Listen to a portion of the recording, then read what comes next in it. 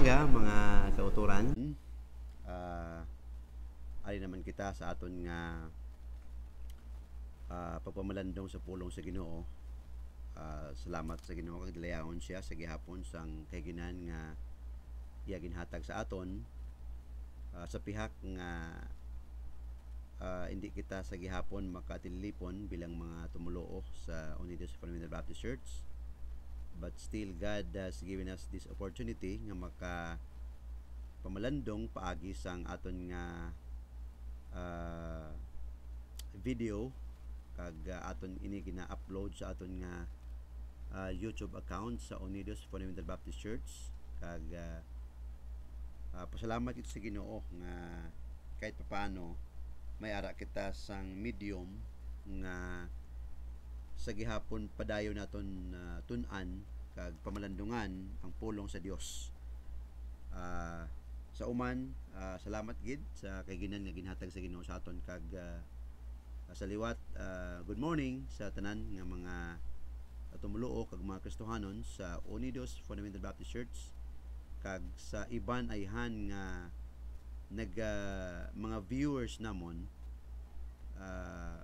mayong agagid kag kapaybang Ginoo magpakamayo sa inyo tanan. So as we start mga abyan sa sining nga aga sa aton pamalandong sa pulong sa Dios, pangamuyo kita ani, pray kita kag magatugyan kita sa Dios sa sining aton nga pagpamalandong sa sining aga. Okay? Pray kita. Ginoo, salamat gid sa sining nga aga that we could worship you, that we could come to you with a humble heart, knowing that you are our God who knows everything, a God who is the owner, and a God who is our Savior, our Lord. Thank you for giving us this opportunity again that we could ponder your words, that we could study your word. Lord, we pray that sa sining nga tion ikaw una sa amon maghatag sing mayo nga pinuino kag may the Holy Spirit will be the one to teach us, illumine our minds, and even give us understanding as we meditate your word this morning. So bless Lord even your servant, tagaiman sing kaalam mo langit nun, kag tagaigahom ang imupulong Ginoo nga ini magpakighambal sa amon nga ang imupulong hatag sing kabuhi sa amon sa gihapon. Kani Lord, ginasalig ko sa imo bisan pa man ang sitwasyon nagapadayon sa gihapon. We are praying, Lord, nga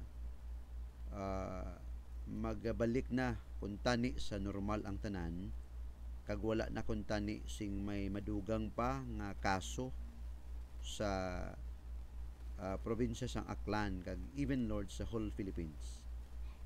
Wala gid kami kabalo Ginoo sa kabangdanan kag konkreto ayhan nga kinaalam nga hasta subong sa gihapon nagapadayon ini Ginoo ang pandemic. So Lord, we commit to you. Kahit pa paano Lord, may ara kami masindigan kag madangpan nga Dios in times like this, Lord. So be with us as we come to meditate your word. Once again, we commit everything to you. This is our prayer in Jesus' name. Amen. Mga biyan, aton bala nakita kag kung aton lang taon so good nga gindeklarar sang aton sekretary sa DOH si Duque sang January, no? January 30 nag-declare siya sang isa ka Chinese female or Chinese national nga nangin positibo sang ining COVID-19. And then until now, kung aton lang taon mga abyan kahaladlok, no? Kag aton nakita nga wala gid bala sing sulbad or wala sing solusyon nga kuntani may ara lang gid man balat kuntani sang matawag naton nga konkreto nga solusyon pangontra sa sining virus. O mga abyan terrible kalalok, nagatuga ini sing worries, nagatuga ini sing kahaladlok stress kag distress sa mga tawo. Na? Terribly hindi mabasta-basta kag kung imo lang taon subong nagaamat-amat lugdang ang aton nya ekonomiya. Although may mga pamaagi ginaobra ang government, but then again hindi malikawan at the back of it ara sa gihapon ang gakabalaka kita mga abyan. Kag kung aton lang tawon sa kabilugan or sa in a bigger picture, sa gihapon ang palamangkutanon nagaabot sa aton panghuna-una san o paayhan ini matapos. Ha? Ang tao subong nagatinguha tungod sang announcement sang aton presidente nga kung may ara sing makadiskubre sang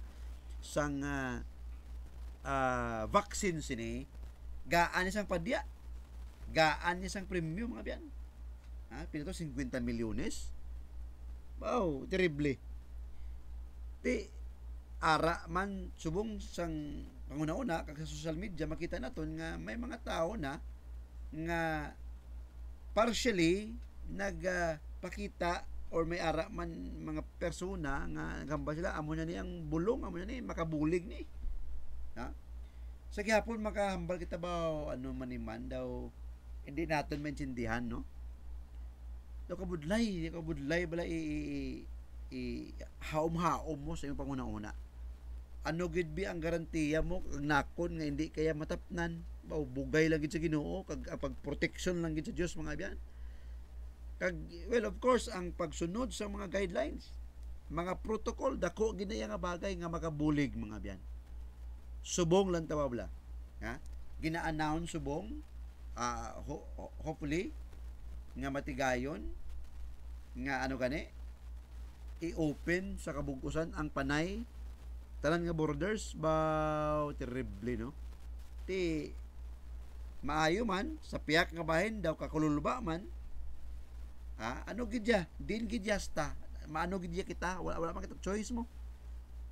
Subong gali may mga ginapapauli na nga mga OFW, mga seafarers, OFW nga na-stranded, papauli na sa ilang tagsa-tagsa ka mga probinsya. Ang iban siya na gani, may ara sang positibo, baka kabudlay, no? Kung ano gid. Way kita kabalo. Siling sang akon migo nga isa kalimin, siling niya, pastor, dangop lang kita sa Ginoo, sakto ka gid tay. No? But, you know what, kung ato lang tawon, pamalandungan bala naton diri ang ginhambal sa pulong sa Ginoo.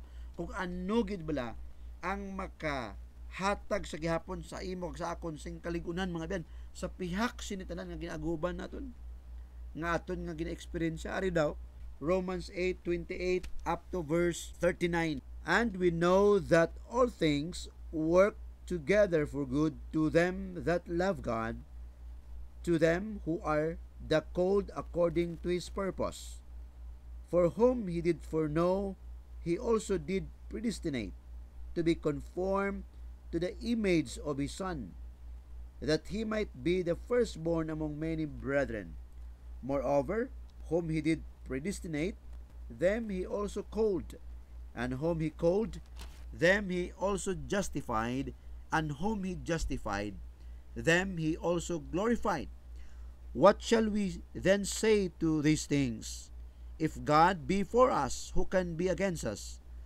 He that spared not his own Son, but delivered him up for us all, how shall he not with him also freely give us all things?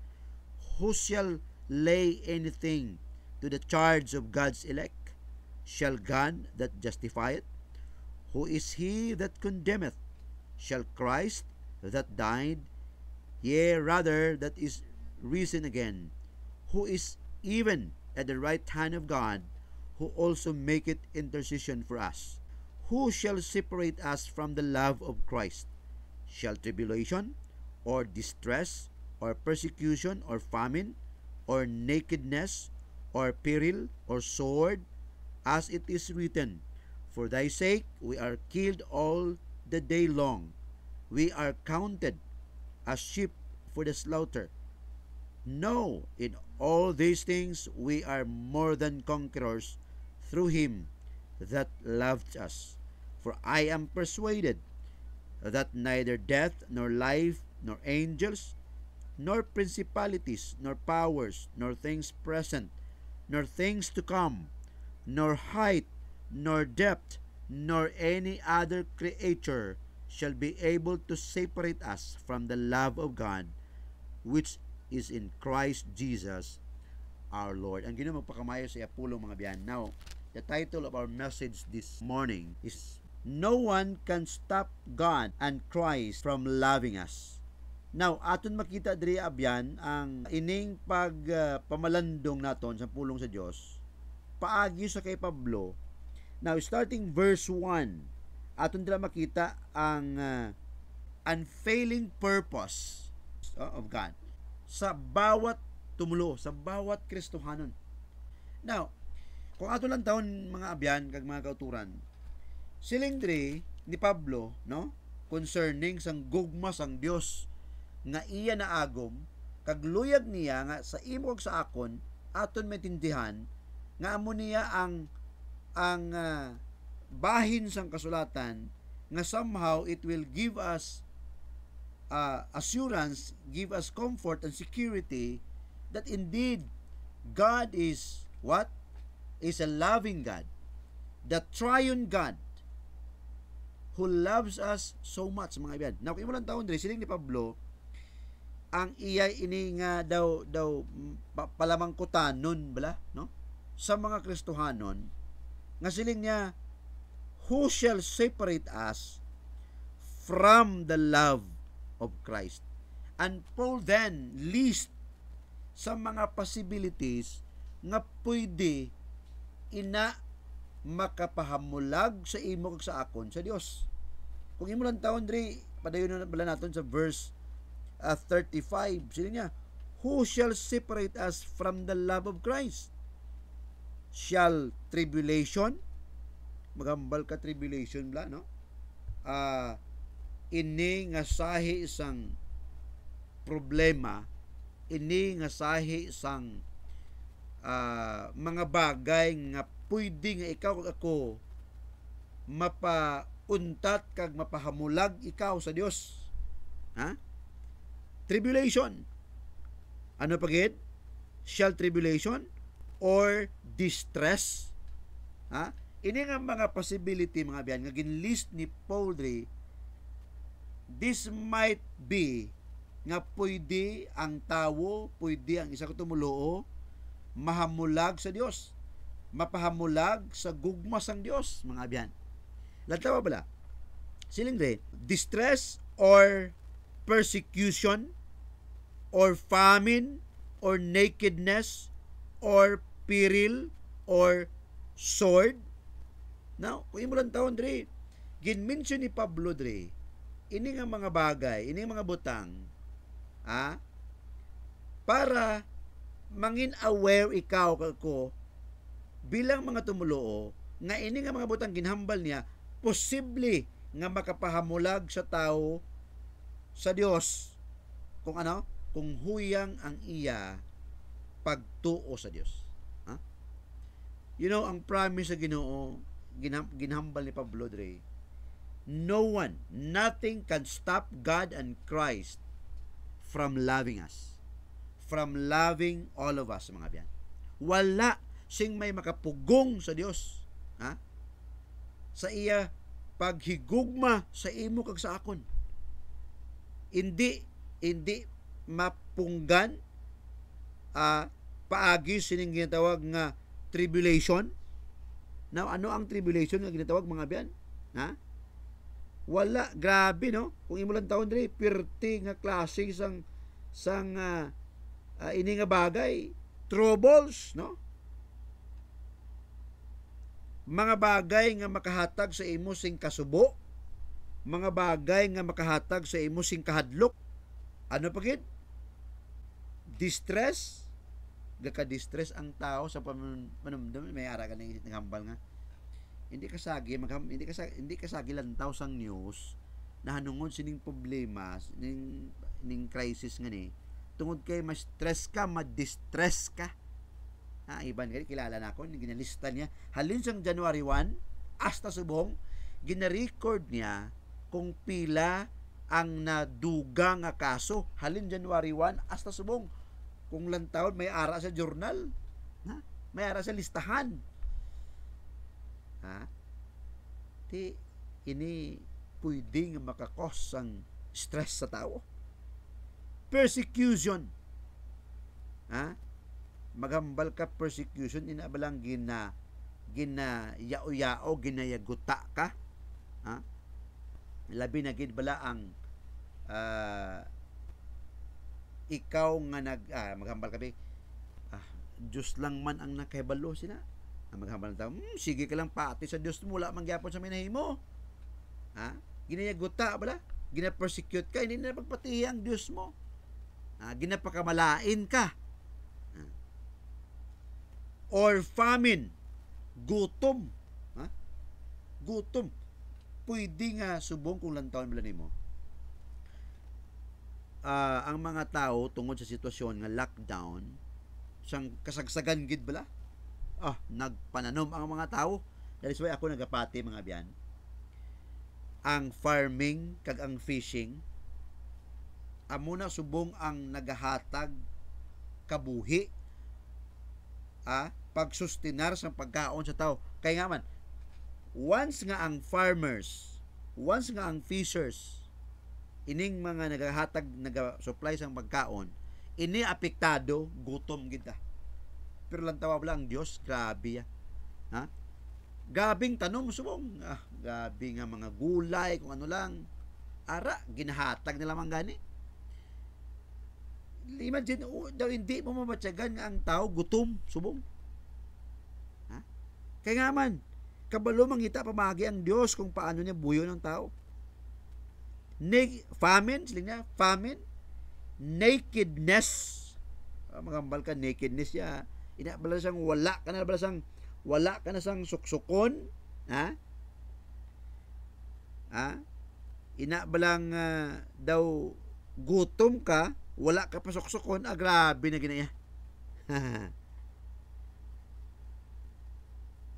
there may be danger mga tao inabalang nagaplano nga patyon niya ay siling guys sa mga iban ti ano na lang niman daw ang isa ka pungsod amo ni daw ginaplanuhan na lang nga patyon na lang nila ang amo ni daw na lang mga spekulasyon mala kalaw ay man inaya mga spekulasyon lang man ti ang tanan subong nga paninguhaya makasurvive mo tanan nga pungsod subong ti ari di peril or sword pwede ini nga mga abyan makapauntat sang gugma sang Dios sa imo kag sa akon or makapauntat sang gugma mo sa Dios ini nga mga buta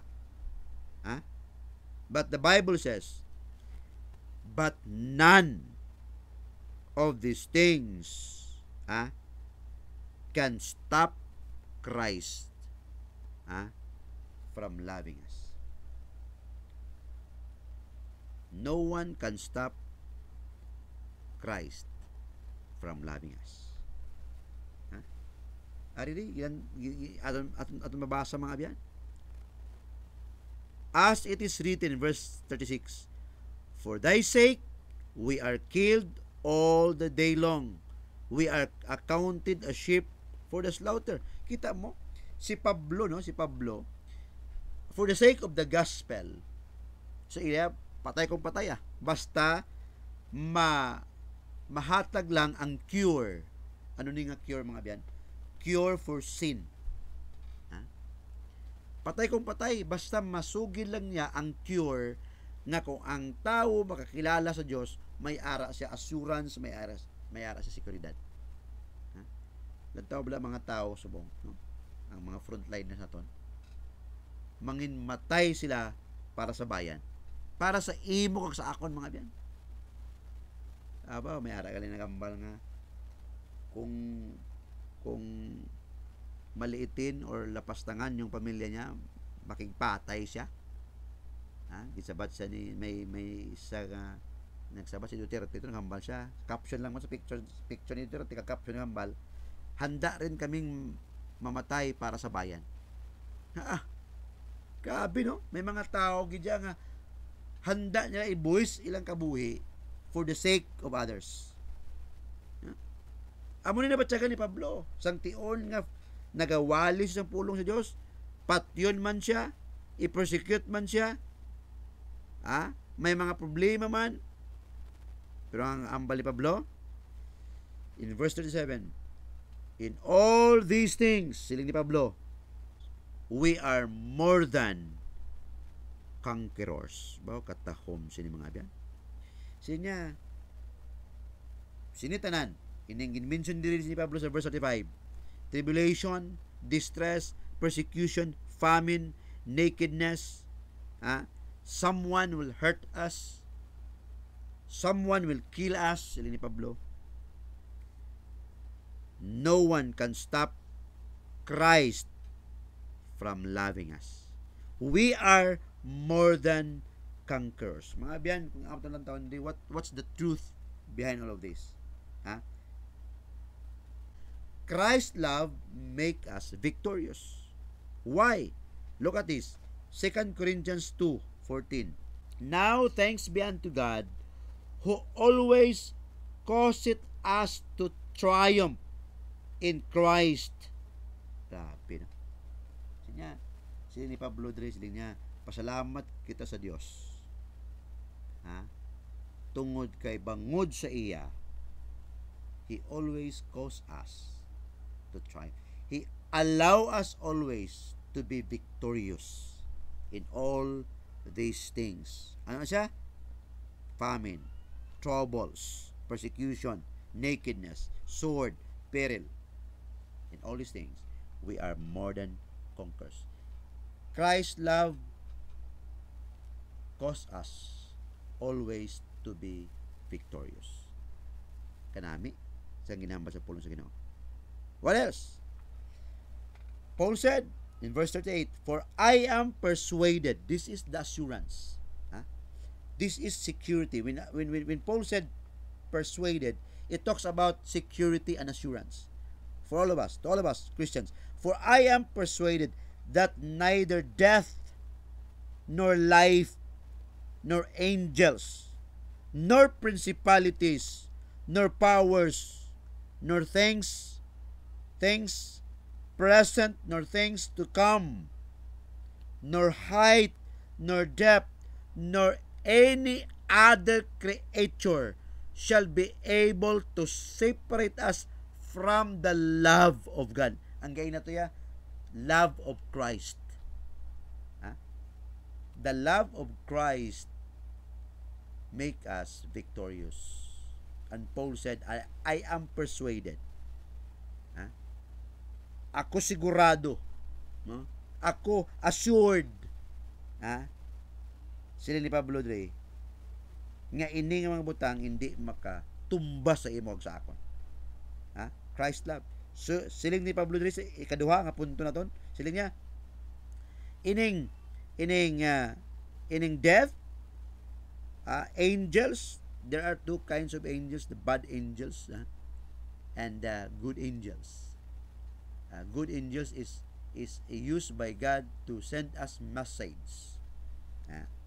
Pero ang angels siya nga of course si Satanas ya, ang iyarang ko sa una ya, actually si Satan is Lucifer is angel na. Kalilang nag-disobey sa Dios kag nagtaas ang pride niya ati ginahulog siya sa Ginoo. Siling niya, angels or Satan, nor principalities, nor powers, nor things present, nor things to come, kataason, kadalumon, siling niya, or bisan pa, any other creature, wala sang tinuga sa kalibutan nga makapahamulag sa imo kag sa akon sa gugma sang Dios, which is in Christ Jesus our Lord. What an assurance. What a blessed assurance mga yan. What a security we have. Ha? Halin sa Dios mga biyan. Ha? Kanami sini. Nothing can stop God and Christ, ha, from loving us. The love of Christ make us what? Make us victorious. The love of God give us security and assurance. In 1 John 5:4, for whatever is born of God overcometh the world. Imagine, grabe nga promise niya. It's your relationship, ha, that makes us firm. It's our relationship with God that makes us what? Makes us overcomers. The world, the system of the world.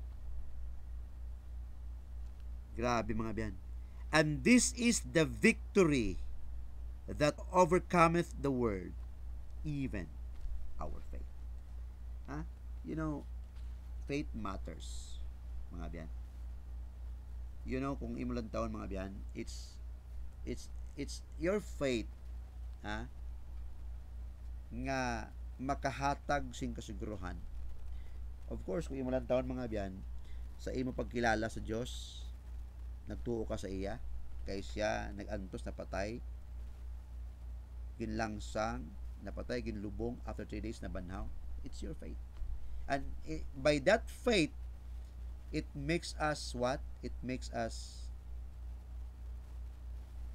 victorious. It makes us secure, mga biyan. And assured. Ha? Believing that no creature shall be able to separate us from the love of Christ, from the love of God. It's the Spirit who is working in us, that every day nagatubang kita sa mga pagsulay, mga problema around us. Jesus said, who can be against us? If God is what? If God is for us. Kanami, mga biyan. Sang sine nga mga nga kamatuuran. I hope and I pray. Ikaw sini nga aga, kung ikaw na makalantaw sini ini aton video, mga biyan, kabay pa. Nga sa ligi ang Dios. Ibutang imo pagtuo sa iya, sa ligi siya. Ha?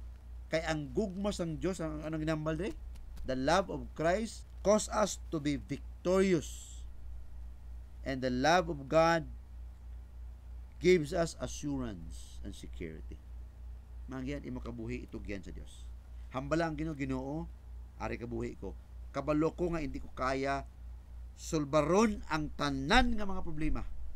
Hindi ko kaya, Ginoo, pauntaton ining COVID. Ngaman ang Diyos lang, because He is a God who knows everything. Nga ba lang hindi mo saligan ng Diyos? Palapit sa iya. Acknowledge Him. Kilala siya. Ginoo, ari ang kabuhi ko. Makasasala ako, Ginoo. Pansalamat tungod ni ikaw sa imo kabahol nga gugma sa akon. Kag bangod sini nga gugma, Ginoo, ginapatihan ko nga ini magahatag sa akon kasiguraduhan, assurance, victory every day sa akon kabuhi. Ang bala ang Ginoo, patawara ko sa akon sala. Kag sini nga tion, tungod kay ikaw, ginapatihan ko nga ikaw nag-antos sa akon. Ginpasan mo ang cross. Ginlangsang ikaw, napatay ikaw, kag nabanhaw ikaw after 3 days. Ginoo, ginabutang ko ang akong pagsalig sa imo. Kag sa sini nga tion, Ginoo, batunon kay ikaw nga akong Dios, kag akon manluluwas. Kag mangin Diyos ko sa bugos nga kabuhi. Abyan, ipangamuyo ina na pagpangamuyo. I-invite ang Ginoo, ha? Hangkata ang Diyos, batuna siya sa imong tigipusoon, kay kilalaha siya nga imong Diyos, kag imong personal nga manluluwas. Mga biyan, kabay pa ang Ginoo pakamayo sa imo. Kag sa aton mga viewers, sa mga Kristohanon, sa mga membros ng Unidos Fundamental Baptist Church, let's continue to pray that this crisis will give us an opportunity to share the love of Christ, to share the love of God to other people. Because it gives us assurance that nothing can stop God and Christ from loving us. And Paul said, Jesus promised through his word, through Paul, through his written revelation, that his love, Christ's love, will give us victory. The love of God will give us assurance and security. Huh? Through our faith. Put your faith on Him, mga biyan. Kagabay pa ang Ginoo magpakamaayo sa atong tanan until the next time na kita magpakig-upod uman sa atong pagpamalandong sa pulong sa Ginoo. Kagabay pa ang Ginoo magpakamaayo sa atong tanan. And ini inyong alagad, Pastor Jonathan Altis of Unidos Fundamental Baptist Church. Maghambal sa inyo. Good morning and God bless.